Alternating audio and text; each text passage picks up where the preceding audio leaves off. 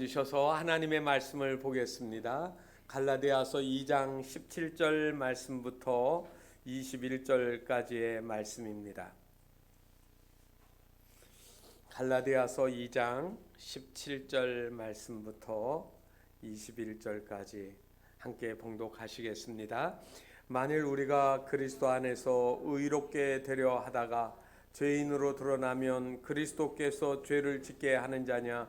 결코 그럴 수 없느니라. 만일 내가 헐었던 것을 다시 세우면 내가 나를 범법한 자로 만드는 것이라. 내가 율법으로 말미암아 율법에 대하여 죽었나니 이는 하나님에 대하여 살려 함이라. 내가 그리스도와 함께 십자가에 못 박혔나니 그런즉 이제는 내가 사는 것이 아니요 오직 내 안에 그리스도께서 사시는 것이라. 이제 내가 육체 가운데 사는 것은 나를 사랑하사 나를 위하여 자기 자신을 버리신 하나님의 아들을 믿는 믿음 안에서 사는 것이라. 내가 하나님의 은혜를 패하지 아니하노니 만일 의롭게 되는 것이 율법으로 말미암았으면 그리스도께서 헛되이 죽으셨느니라. 아멘. 우리 하이엘 찬양단의 찬양 읽겠습니다.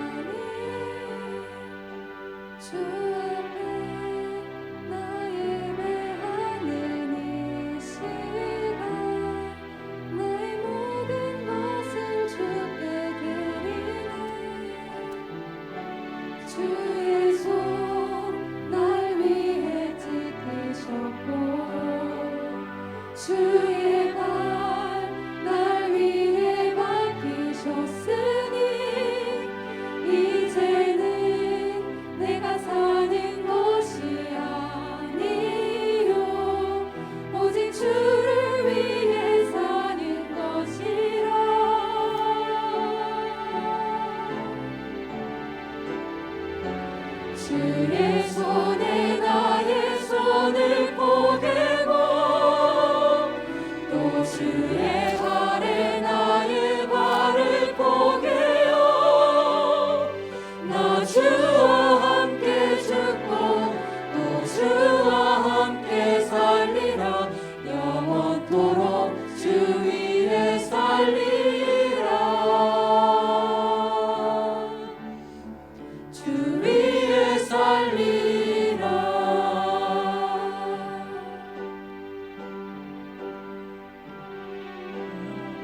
날 정결케 하고 주 보혈 날 자유케 하니 주 앞에 나 예배하는 이 시간 나의 모든 것을 주께 드리네. 주의 손 날 위에 지키셨고 주의 발 날 위에 박히셨으니 이제는 내가 사는 것이 아니요 오직 주를 위해 사는 것이라.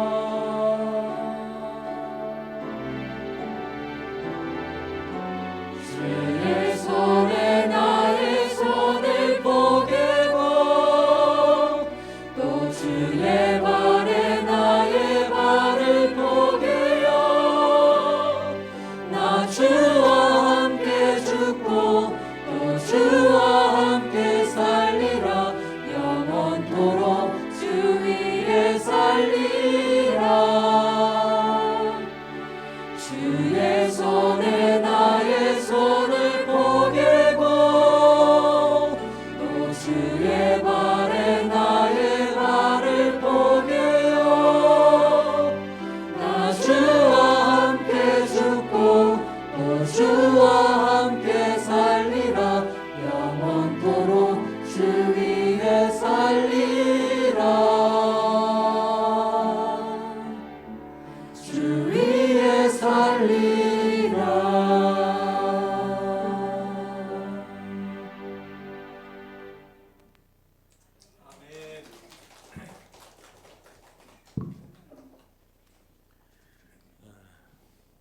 우리 상아가 오늘 예배 드리고 이번 주에 서울로 이제 대학 진학해서 가게 됩니다. 제 후배가 될 뻔했는데 서울여대로 진학을 했습니다. 잘 가서 공부하고 이제 종종 오면 보겠지만 그래도 이제 대학 생활을 시작하니까 위에서 여러분 격려해 주시고 잘 기도해 주시기 바랍니다. 우리 정용훈 집사님이 오늘 또 찬양을 잘 하셨는데 옛날에 듣기로는 합창단 활동도 했다고 그렇게 들었습니다. 얼마나 잘하시는지 우리 모두에게 하나님의 풍성한 은혜가 찬양을 통해 더 넘치게 할 줄 믿습니다. 저한테 손녀가 있습니다. 이름이 서윤인데 6살이라고 하고 얘기해요. 그런데 실제는 4월 5일이 되면 만 5살입니다. 그런데 며칠 지난 주 중에 할머니하고 둘이서 이제 페이스톡을 하는 것 같아요. 뭐라고 얘기를 하더니 이 아이가 하는 말이 나는 결혼 안 할 거예요 그러는 거예요. 그래서 너 왜 결혼 안 하니? 그러니까 결혼 안 한다니까요 그러면서 안 하겠다는 거예요. 그래서 이제 이런저런 얘기하면 살살 구슬려 가지고 왜 안 하는데 하고 물으니까 얘가 이거예요. 결혼하면 엄마 아빠랑 헤어져야 된다는 거예요. 그러니까 결혼 안 하고 자기는 평생 엄마 아빠하고 살겠다고 하는 이야기를 하더라고요.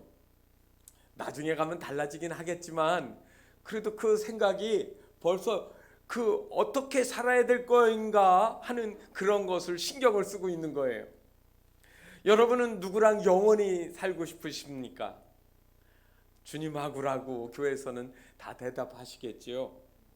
그러면 주님과 영원히 살려고 하신다고 하면 어떻게 살아야 주님하고 영원히 살게 될까요? 제가 오늘 설교 제목에 믿음으로 산다는 것은 무엇입니까? 처음에는 어떻게 썼느냐면 믿음으로 산다는 것 이렇게 해놓고 끝냈다가 제가 뒤에다가 무엇입니까? 이렇게 질문문으로 썼습니다. 보통은 설교 제목을 명제로 써야 됩니다. 그 배운 게 그렇게 배웠어요. 믿음으로 사는 거는 어떻게 하는 거다. 거룩하게 산다. 순종하며 산다. 뭐 이런 충성으로 산다. 뭐 이런 식으로 얘기해야 맞아요. 그래서 핵심이 되는 말씀을 본문에서 발췌해 가지고 제목으로 보통은 사용하는데 오늘은 이 말씀을 준비하면서 제가 질문하고 또 질문하고 또 생각하면서 여러 가지를 보았는데 이 질문을 우리 모두가 해야 됩니다. 이 질문처럼 제가 여러분에게 이 시간 질문합니다. 믿음으로 산다는 게 뭡니까? 대답하셔야 됩니다. 이거 대답 못하시면 믿음으로 사는 것이 뭔지 교회 다니는 거지, 성경 말씀 많이 읽는 거지, 전도하는 거지, 헌금하는 거지 다 이렇게 다르게 대답할 수 있어요. 믿음으로 사는 게 뭡니까? 오늘 우리가 읽은 말씀에는 믿음으로 산다는 것이 무엇인지를 가르쳐주고 있습니다. 오늘 본문 말씀은 우리가 17절부터 21절 말씀 보았는데 그 앞에 있는 말씀에서부터 연결이 되어 있습니다. 11절로부터 14절에 한 사건이 성경에 보면 언급이 되어 있습니다. 여러분 초대교회에서 제일 우두머리 되는 사도가 누굽니까? 베드로입니다. 베드로. 그래서 수제자라는 그런 이름이 닉네임이 붙는 이 사도 베드로가 안디옥에 왔습니다. 이 안디옥은 시리아 안디옥을 가리키는 말입니다. 그런데 그곳은 여러분 주로 어떤 사람들이냐면 이방인들이에요. 특별히 헬라파 이방인들, 헬라인이면서 이방인인 사람들이 거기에 많이 있습니다. 그래서 그곳에서 그 사람들하고 같이 이야기하고 복음도 전하고 그렇게 하면서 신앙생활을 했을 겁니다. 그런데 어느 날 이 베드로가 이 이방인들, 헬라인들하고 아마 같이 식탁에 앉아서 같이 밥을 먹고 있는데 사람 하나가 들어오더니 이야기를 합니다. 아, 지금 예루살렘 교회의 그 목회자가 누구냐면 야고보예요. 예수님의 동생 야고보입니다. 야고보서를 쓴 그 야고보인데 그 초대교회에 아주 사도들이 다 흩어졌을 때 예루살렘 교회를 지키면서 탁월한 리더십을 가지고 있었습니다. 그래서 이 예루살렘 교회에서 야고보가 보낸 사람들이 지금 이 안디옥에 도착을 해서 베드로 사도를 찾아오고 있는 겁니다. 그 말을 듣고 같이 식탁에서 밥을 먹던 베드로가 갑자기 말도 안 하고 슬그머니 일어나더니 어디로 가는 거예요. 처음에는 화장실 간 줄 알고 사람들이 얘기 안 했을 수도 있고 또 다른 일이 있나 보다라고 생각했겠죠. 그래서 안 돌아와요. 낌새를 보니까 이상해서 거기에 있던 다른 유대인들도 슬그머니 자리를 떴습니다. 그리고 여러분들이 잘 아는 것처럼 바울과 바나바는 제1차 전도여행의 동역자 아닙니까? 아주 믿음이 아주 탁월한 이 바나바도 거기에서 같이 앉아 있다가 성경을 보니까 어떻게 해요? 슬그머니 없어졌어요. 거기 누구만 남았습니까? 헬라파 이방인들만 거기에 같이 남아 있는 겁니다. 이 이야기가 까시거리가 돼가지고 교회 내에 그리고 그 지역에 쫙 퍼졌습니다. 같이 밥 먹다가 갑자기 사도 베드로가 없어지더니 그리고 사도 베드로와 함께하는 유대인들도 없어지고 그리고 바울의 아주 귀한 동역자였던 바나바까지 싹 떠나갔다는 거예요. 분위기가 어떻게 됐을까요? 나중에 이 이야기를 바울이 들었습니다. 그래서 바울이 여러분 대사도인 베드로를 향해서 책망한 이야기가 14절에 나와 있습니다. 그런데 그 14절에 있는 말씀을 보게 되면 내가 유대인으로서 이방인을 따르고 유대인답게 살지 아니하면서 어찌하여 억지로 이방인을 유대인답게 살게 하려느냐. 여러분 읽으면 무슨 말인지 아시겠어요? 이거를 현대어 성경으로 쉽게 쓴 거를 보면 이렇게 써놨습니다. 당신은 원래 유대인인데도 이미 오랫동안 유대교의 율법의 구애를 받지 않고 지내오지 않았습니까? 그런데 왜 이제 와서 갑자기 이방인들에게 율법을 지키게 하려고 하십니까? 라고 강하게 어필을 했습니다. 한마디로 대사도 베드로가 망신을 한 겁니다. 신앙생활에서 본이 되지 않았다는 거예요. 뭔가 지금 잘못 생각하고 있는 거예요. 아마 베드로는 이 보수적인 유대인들이 와가지고 이 이방인들하고 식사하는 것을 보고 비난할까 봐 두려워했던 게 틀림이 없습니다. 그러면 왜 유대인들은 이방인들하고 같이 식사하는 것을 못하게 했을까요? 그거는 역사적인 것에 기인합니다. 유대인들은 이방인과 함께 식사를 하게 되어지면 그들과 같이 교제한다라고 하는 의미가 있습니다. 이러니 저러니 해도 제일 먹는 거를 같이 하면 친해지는 건 틀림이 없어요. 서로 먹으면서 이런저런 얘기하고 하는데 그러면 이 유대인들이 이방인들하고 같이 사귀다 보니까 뭐 했습니까? 그들의 문화, 그들의 가지는 생각, 사상, 그 다음에 그들의 신앙까지도 받아들였어요. 그래서 여러분 아시는 것처럼 솔로몬이 그의 왕비들을 여러 명을 이방의 공주들을 받아들이면서 왕국 내에 뭐가 들어왔어요? 유일하신 하나님 여호와만 섬기는 게 아니라 이방의 종교까지 같이 불러들이는, 그래서 섞이는 거예요. 그걸 가리켜서 종교 혼합주의라고 하는 겁니다. 아마 그런 것들로 인해 가지고 나중에는 나라가 망했습니다. 바벨론으로 포로도 끌려갔습니다. 그러면 철저하게 그때부터 터부시한 게 하나 있는데 뭐냐면 섞지 말자. 그래 이방인하고는 같이 밥 먹는 거는 그거는 이방 종교를 받아들일 수 있는 빌미가 되어진다. 그래서 같이 그렇게 하지 말자. 그리고 또 하나는 뭐냐면은 먹는 게 달라요. 먹는 게. 여러분 레위기에 보면 먹을 수 있는 거하고 먹지 못하는 게 있잖아요. 특별히 이 정결의식에 보면 유대인들은 이슬람교도 마찬가지지만 돼지고기 안 먹습니다. 왜냐하면 부정한 짐승이니까. 부정한 짐승의 대표가 그게 돼지고기예요. 그 다음에 우상에게 바쳤던 것들을 먹으면은 그거는 하나님을 잘 섬기는 게 아니라고 생각했어요. 그런데 아시는 것처럼 우상의 신전, 이방의 신전, 헬라와 로마의 그 신전에서 드려졌던 제물들을 가지고 시장에다가 팔면 그거를 갖다가 밥으로 먹고 그렇게 되면 그 우상 제물을 먹는 거예요. 그러니까 이건 하나님이 기뻐하지 않는 거다. 또 하나는 여러분 유대인들은 피를 먹으면 안 돼요. 피에는 생명의 근원이 이에서 남이라고 성경에 말씀했기 때문에 피를 깨끗이 뺀 고기를 먹는 겁니다. 그래서 여러분 오늘날도 유대인들은 그 유대인들이 먹을 수 있는 음식을 인증을 해주는 게 있어요. 그게 그 인증 제도가 뭐냐면 코셔라고 하는 거예요. 깨끗하게 했다. 이거는 이슬람에서 먹지 못하게 하는 그 할랄이라고 하는 것보다 훨씬 더 엄격합니다. 그래서 이 코셔 인증이 붙은 식품은요 건강식품이고 종교적으로 흠이 없는 그러한 규정을 다 지킨 거예요. 그렇기 때문에 이방인들이 차려준 음식을 같이 그들하고 먹다 보면 돼지고기가 썰어서 들어갈 수도 있고 피가 섞인 고기를 먹을 수도 있고요.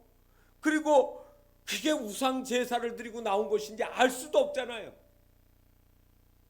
그러니까 그들하고 같이 식탁을 하다 보면 하나님이 먹지 말라고 한 금기시한 것들을 먹을 수 있는 가능성이 있다. 그러니까 이건 율법을 안 지키는 사람이다 하는 그런 편견에 사로잡힌 겁니다. 그리고 개인적으로는 이 사도 베드로가 여러분 아시죠?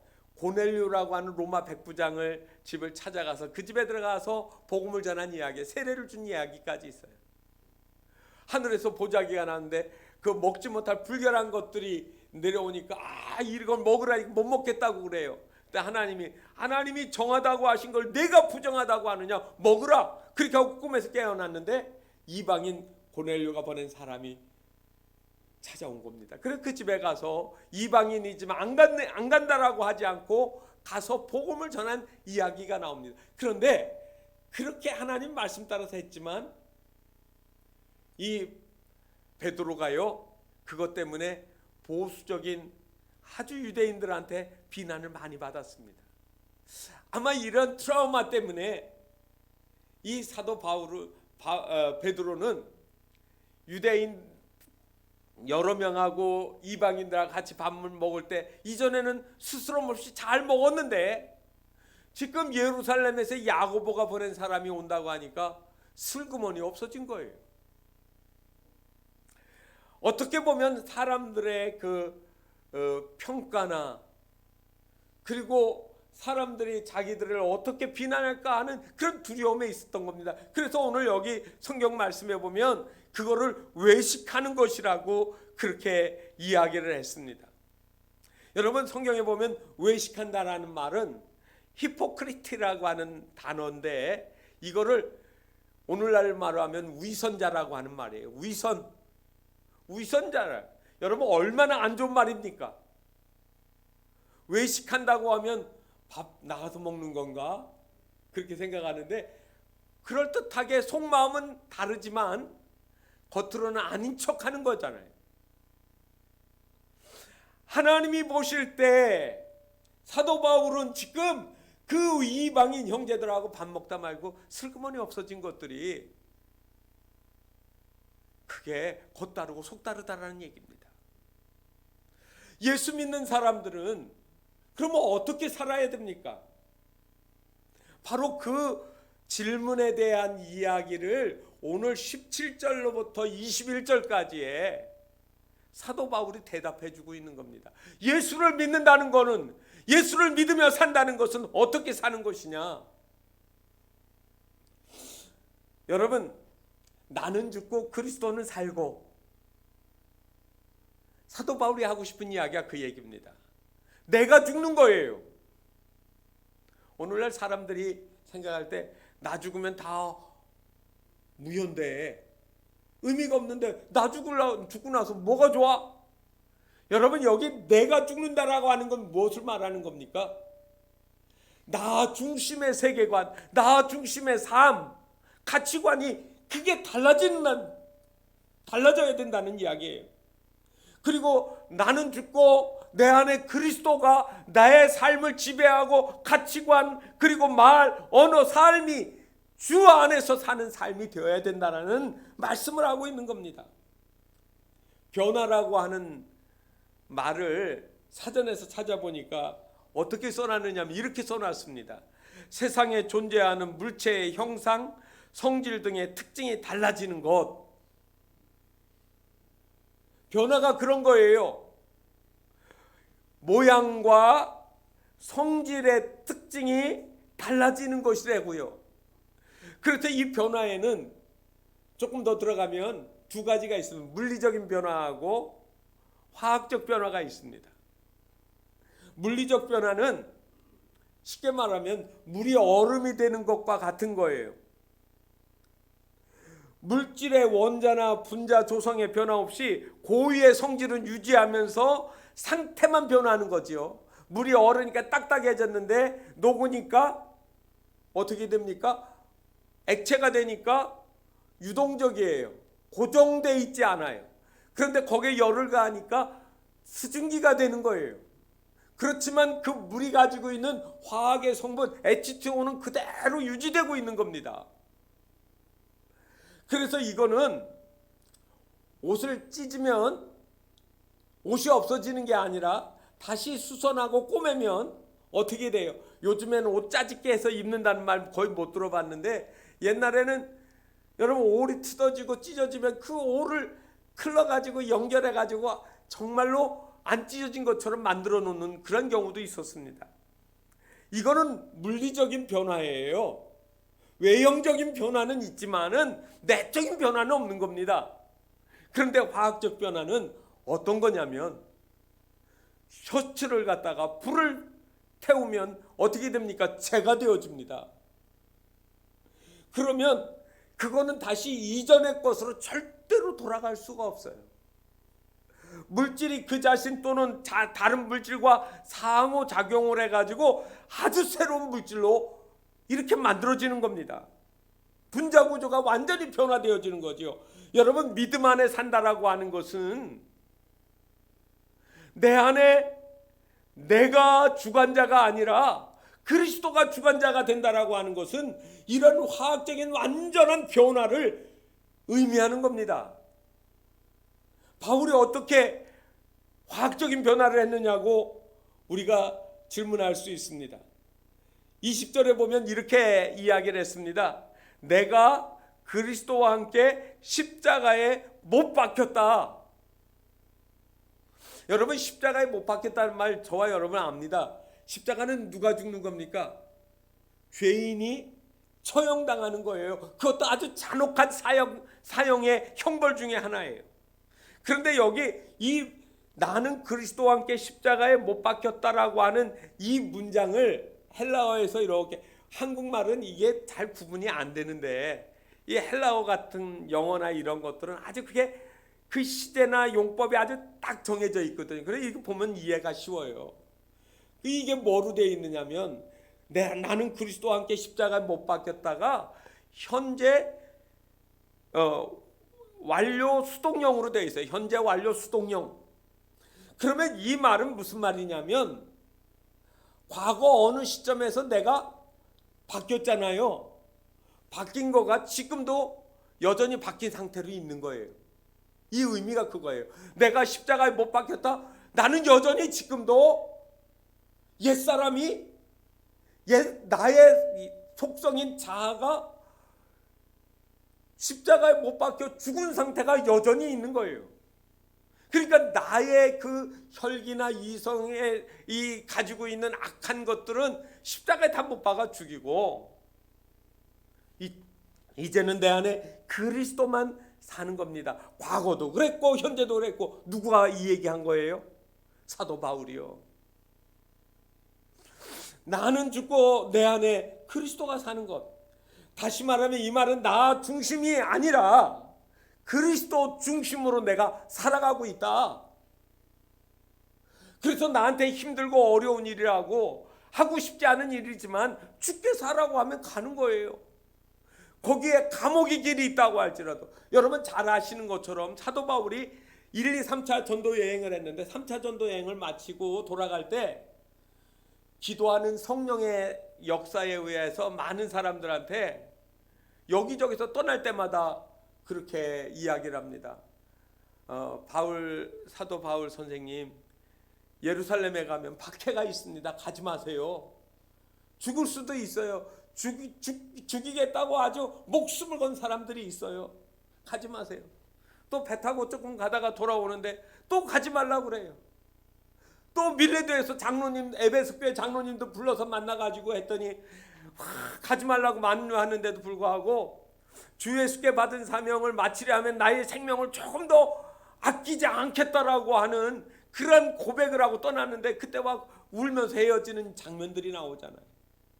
여러분 뭐를 얘기하는 겁니까? 내 생명, 내 가지고 있는 가치를 소중히 여겼다라고 하면 절대로 갈 수가 없는 거예요. 그런데 사도 바울이 그 길을 갑니다. 여러분 그 모습에서 지금 사도 바울이 하고 있는 이야기가 뭐냐면 내가 그리스도와 함께 십자가에 못 박혔다. 그러니까 이전에 나를 위해서 살던 것들을 지금 이제 다 내려놓았다라고 하는 겁니다. 한국 초대교회는 훌륭한 목사님들이 참 많이 있었습니다. 그 중에 제가 어제 김익두 목사님의 자서전 그 부분들을 쭉 1시간 이상 동안 이렇게 쭉 읽어봤는데 얼마나 은혜스러운지 몰라요. 그런데 그 이야기 중에 이런 이야기가 있습니다. 김묵도가 정말로 부잣집 아들로 태어났는데 이제 집안이 어려워지니까 깡패가 됐어요. 얼마나 난폭하고 힘이 센지 뭐 그 지역을 완전히 평정을 했습니다. 옛날에는 서방파 김태촌이 뭔지는 몰랐는데 보니까 이 아래 서방시장에서 놀던 이게 김태촌이더라고요. 그런데 그 옛날 그 황해도를 석권한 사람이 김익두라는 이 깡패예요. 이 김익두가 스왈렌 선교사님, 소알련이라고 우리말로는 이름을 줬는데 이 전도사님이 준 전도지를 받아가지고 꾹게 주머니에 넣고 집에 돌아가서 보고 있다가 세세토록이라고 하는 이 주의 나라는 세세토록 영원 무궁하도다. 이 세상의 것은 잠시 잠깐이고 지나가지만 주의 나라가 그래서 이 세세토록이란 말 때문에 은혜를 받아서 그래서 교회를 나가게 되어주고 신앙으로 회심을 하게 되어졌어요. 그래서 이 젊은이가 깡패가 이제 옛날의 일들 그거 다 내려놓고 전도하러 다니는 겁니다. 아직 목사는 되지 않았지만 전도의 불이 붙어서 이 마을 저 마을 돌아다니면 전도를 하는데 전도하면 사람들이 벌벌 떨면서 저 사람 옛날에 얼마 전까지 우리를 괴롭히는 깡패 아니야? 그러면서 멈칫멈칫하고 전도지도 안 받으려고 하면 가서 손을 덥석 잡고 얘기합니다. 옛날 김익두는 죽었습니다. 예수 믿으세요. 저는 예수를 믿습니다라고 이야기를 했습니다. 그리고 다니니까 점점 소문이 김익두 깡패가 예수 믿더니 새 사람 됐대. 온 그 황해도 지역에 퍼져나가기 시작했습니다. 한 번은 이 이야기를 들은 부엌에서 설거지 하던 아주머니가 이야기했습니다. 김익두가 옛사람은 죽고 새롭게 태어났다고 예수 믿는다고 하는데 한번 시험을 해보지 속으로 마음을 먹고 있었습니다. 그런데 어느 날 정말 이 아주머니가 일하는 식당의 부엌 쪽으로 이 김익두가 와가지고 전도지를 내미는 겁니다. 그 순간에 이 아주머니가 설거지물을 갖다가 얼굴에다가 확 뿌리면서 김육두가 죽었는지 살았는지 확인해 보자라고 물을 던졌습니다. 그랬더니 김육두가 어떻게 하는 빙그레 웃으면서 내가 죽었으니까 아주머니가 사셨지요. 만약에 옛날에 김육두가 살아있다면 아주머니는 벌써 죽으셨어요. 오늘이 장례식 날입니다. 예수님 살아계십니다. 예수 믿으세요. 그렇게 이야기를 했다는 이야기입니다. 여러분, 예수 믿고 나서 김육두가 옛날에 그 난폭하고 거칠고 무례했던 그가 완전히 변화되어진 거예요. 여러분, 우리에게는 그러한 변화가 있습니까? 이게 지금 당장 하면 나한테 힘들지만 하나님이 내가 이거 하는 것보다 이렇게 하는 거를 기뻐하실 거야 라고 생각할 때 마음이 막 흔들리십니까? 어떤 것을 따라가야 내 마음이 편하시겠습니까? 이전에 내가 가지고 있던 생각과 예수 믿고 나서 내가 생각하고 따라가는 기준이 어떻게 달라져 있습니까? 예전에 바울이 더 나은 바울로 바뀌는 게 아니라 예전에 나가 아닌 내 인생의 주인이 바뀌어진 존재, 그게 여러분 신앙으로 사는 거예요. 그게 믿음으로 사는 거라는 말입니다. 제가 가던 식당을 오랜만에 한번 가보려고 갔더니 간판이 바뀌었더라고요. 그래서 들어갔더니 주인이 바뀌었어요. 그래서 보니까 메뉴도 바뀌었고 음식 맛도 바뀌고 종업원도 바뀌고 다 바뀌었는데 내부 인테리어까지 깨끗하게 해놨어요. 훨씬 좋아졌더라고요. 식당 주인만 바뀌어도 그 식당의 식당 주인에 의해서 달라지지 않습니까?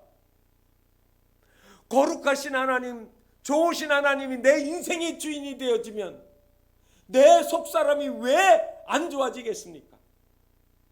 사랑하는 성도 여러분, 여러분들의 주인이 누구십니까? 수십 년 믿어도 내 마음의 주인이 바뀌지 않는 이유가 뭘까요?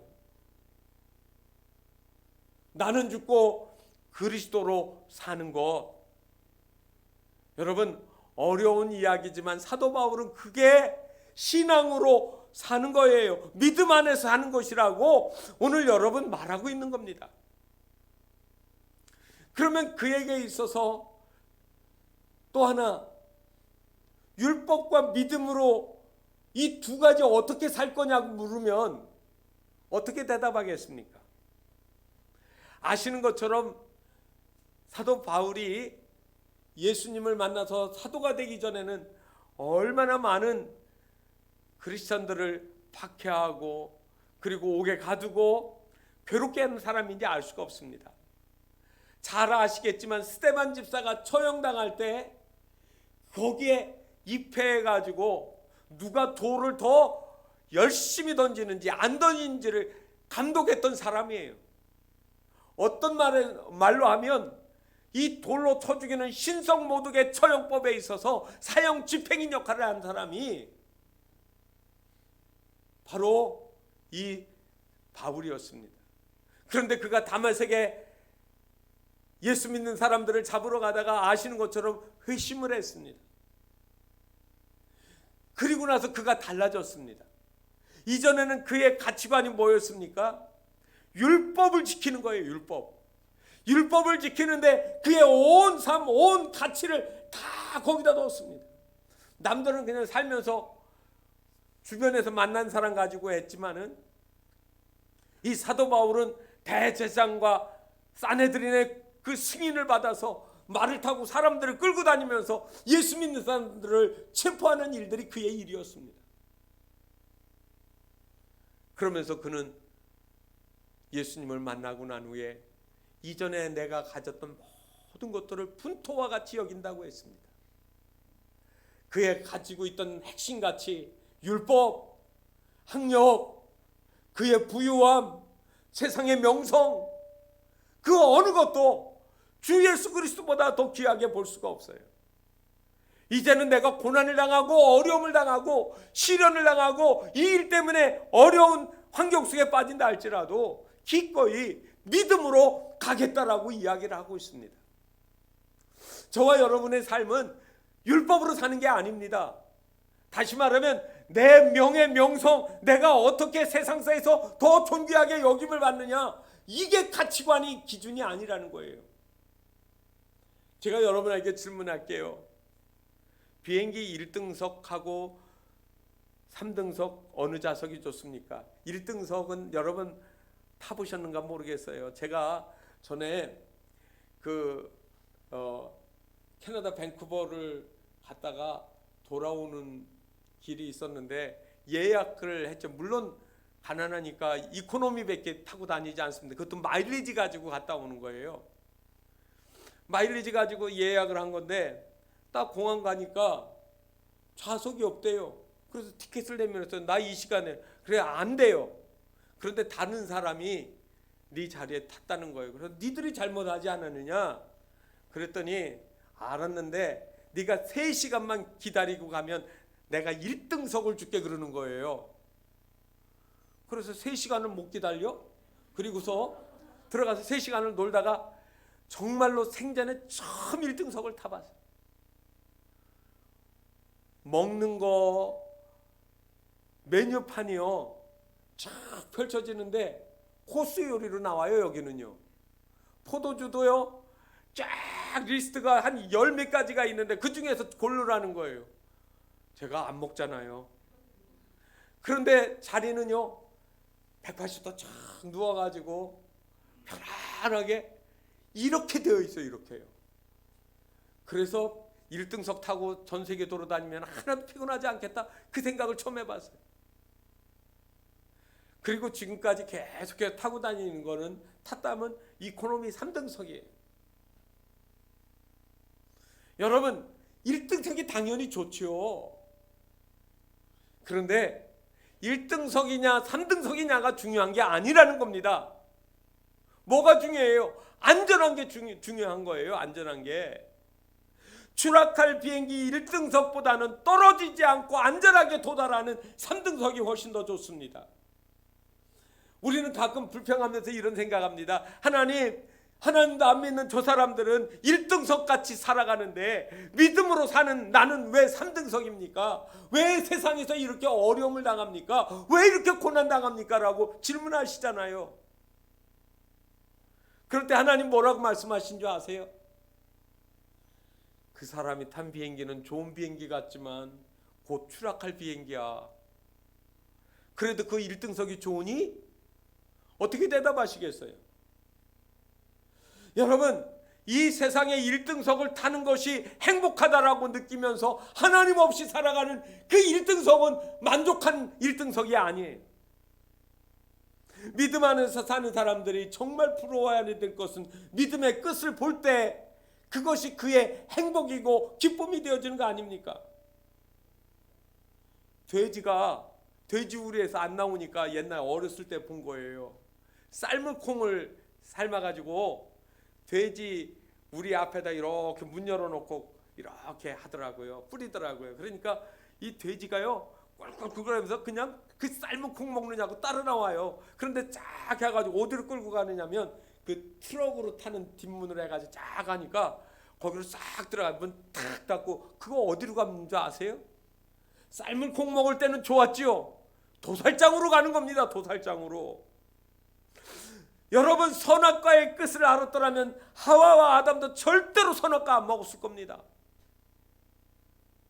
우리의 인생의 좋은 끝이 뭐겠습니까? 왜 예수 믿습니까? 믿음의 끝이 무엇인지를 알기 때문에 그러는 거예요. 율법으로 표현되어지는 것은 세상에 보여지는 것, 과시하는 것, 자랑하는 것이라고 하면 믿음의 끝은 고난을 당하는 것 같고 시련을 당하고 어려움을 당하는 것 같지만 그 마지막에 우리에게 하나님의 나라가 있는 겁니다. 천국이 있는 겁니다.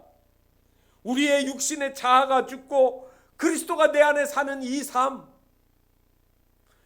그 삶이 믿음의 삶이라고 하면 우리에게 있어서 그것보다 더 소중한 것은 없을 것입니다.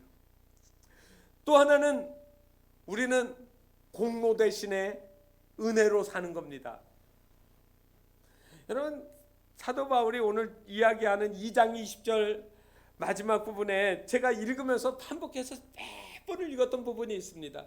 나를 사랑하사 나를 위하여 자기 자신을 버리신 하나님의 아들, 그분을 믿는 믿음 안에서 산다는 거예요. 믿음의 대상이 누굽니까? 하나님의 아들이잖아요. 그래서 예수 그리스도예요. 그런데 예수 그리스도가 어떤 분인가 보세요. 하나님의 아들을 그 다음에는 설명할 때 자기 자신을 버리셨대요. 하나님의 아들이 이 땅에 와서 자기 자신을 아무런 죄도 없이 문제도 없이 하나님의 아들이 자기 자신을 버리셨어요. 죽으셨다는 얘기예요. 왜? 그 앞에 나와요. 나를 사랑하사 나를 위하여. 다시 말하면 나 같은 죄인이 영원한 지옥의 형벌에 떨어지지 않게 하기 위해서 대신해서 죄값을 내 대신 치러주시기 위해서 나를 사랑했다는 거예요. 그래서 나를 위하여, 나를 사랑하사 나를 위하여 자기 자신을 버리신 하나님의 아들. 너무너무 좋아요. 하나님의 아들인데 자기 자신을 버렸어요. 나를 사랑하사 나를 위하여. 여러분, 한 분 한 분을 위해서 그 하나님이 그렇게 사랑하셨다는 거 아닙니까? 그렇기 때문에 여러분, 이제 우리가 사는 거는 어떻게 살아야 됩니까? 빚진 자로 사는 거예요. 은혜로 사는 거예요. 한국전쟁 때 있었던 이야기 중에 이런 이야기가 전해옵니다. 지뢰가 터지면서 군인이 정찰을 나갔다가 몸이 공중으로 푹 떠올랐습니다. 그래서 뚝 떨어졌어요. 천만다행으로 아무데도 다친 데는 없는데 떨어지면서 그 충격으로 두 눈알이 튀어나갔습니다. 안구 튀어나가는 거 순식간이에요. 의사가 이 병사를 후송해가지고 병원에 해가지고 할 때는 이 떨어진 안구를 찾지도 못했고, 그리고 이제 그 눈을 봉합해야 되는 수술을 해야 됐습니다. 그래서 이 병사한테 군의관이 이야기를 했습니다. 이제 장님으로 살 수밖에 없다. 내 눈은 다 잊어버렸다. 그렇지만 생명이 소중하니까 내 눈을 이제 수술해서 봉하겠다라고 이야기를 합니다. 그랬더니 이 병사가 소리 지르는 겁니다. 장님으로 사느니 차라리 죽는 게 낫다고, 나를 수술하지 말고 죽게 놔두라고 몸부림을 칩니다. 생명은 소중한 거야. 그래도 살아야 돼 하고 강제로 마취제를 놓고 수술을 했습니다. 붕대를 감아 놓았는데 며칠 후에 붕대를 풀게 될 때 의사가 이 병사에게 다시 말합니다. 자네는 두 눈이 다 없어졌었어. 그런데 다행히도 자네에게 한 눈을 제공해 준 분이 있다네. 그래서 자네는 장님으로 사는 건 면했네. 이 병사가 또 말합니다. 애꾸눈도 살면 뭐합니까? 장애인인데. 그러면서 확 소리를 질렀습니다. 붕대를 풀기 시작했습니다. 눈앞에 뿌옇하게 흐리게 하얀 물체가 앞에 보이는데 점점 시간이 지나면서 또렷하게 보이는데 보니까 자기 앞에 어머니가 서 있습니다. 그리고 그 어머니 눈에, 한쪽 눈에 안대가 껴져 있습니다. 어머니 눈이 왜 하다가 그만 말을 못했습니다. 어머니가 이 아들에게 눈을 하나 주신 거예요. 그때 그 병사는 어머니 앞에 꿇어 엎드려서 울면서 이야기했습니다. 어머니, 제가 잘못했습니다. 절대로 죽지 않겠습니다. 열심히 살겠습니다. 어머니가 주신 한눈 가지고 이 세상에서 열심히 살겠습니다. 눈 하나가 어머니의 눈이라는 걸 깨닫고 이 아들이 그렇게 몸부림치며 통곡하며 울었던 겁니다. 눈 하나 주신 그 어머니도 귀하지만 여러분, 하나님은 우리를 위하여 자기 생명을 아끼지 아니하고 내주셨다는 거예요. 저와 여러분은 그 하나님의 말할 수 없는 그 은혜를 받고 어떤 마음으로 살아가십니까? 은혜로 사셔야 되지 않습니까? 내가 나의 나 된 것은 오로지 주의 은혜라. 한량없는 은혜, 갚을 수 없는 은혜, 말할 수 없는 은혜가 우리 안에 있는 거 아니겠습니까?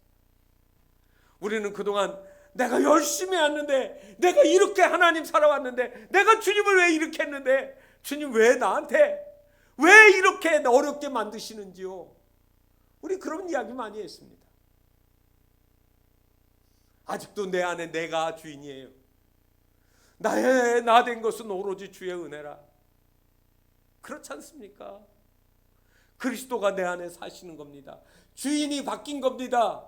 식당의 주인 하나 바뀌어도 그 식당이 달라지는데, 주님이 내 안에 들어와 주인이 되시면 내 인격과 인품, 삶이 얼마나 달라질까요? 아직도 율법에 마음 묶여 사시겠습니까? 믿음으로 사셔야지요. 얼마나 큰 사랑을 받았습니까? 은혜 가운데 사는 겁니다. 작은 것 가지고도, 보이지 않는 것 가지고도 하나님 감사합니다. 제가 받은 바 은혜가 너무 큽니다. 주님 오라 하시는 그날까지 제가 지금 비록 3등석 비행기 타고 가지만 제가 천국 들어가는 길인 줄 믿습니다. 이 길 놓치지 않고 살아가는 겁니다. 오늘도 주의 은혜에 붙잡힌 바 되어 살아가는 우리 모든 교우들, 심령 후에 믿음으로 사는 이 길을 따라가시기를 주님의 이름으로 축원합니다. 기도하겠습니다. 하나님 아버지, 믿음으로 산다고 하면서 우리는 순간순간 하나님께 모든 원망, 불평, 낙심, 절망 이런 것으로 가득하게 살았습니다. 아직도 내 인생에 주인이 내가 되어서 주님을 내 삶의 주인으로 모시지 못했던 저희들입니다. 이제는 우리가 오직 주의 은혜, 그리고 말할 수 없는 그 사랑에 힘입어 믿음으로 사는 길을 열심히 가게 하시고, 주님 앞에 가는 그날까지 하나님의 사람으로, 하나님의 자녀로 거룩하고 아름답게 살아갈 수 있도록 은혜 베풀어 주시옵소서. 예수 그리스도의 이름으로 기도하옵나이다. 아멘.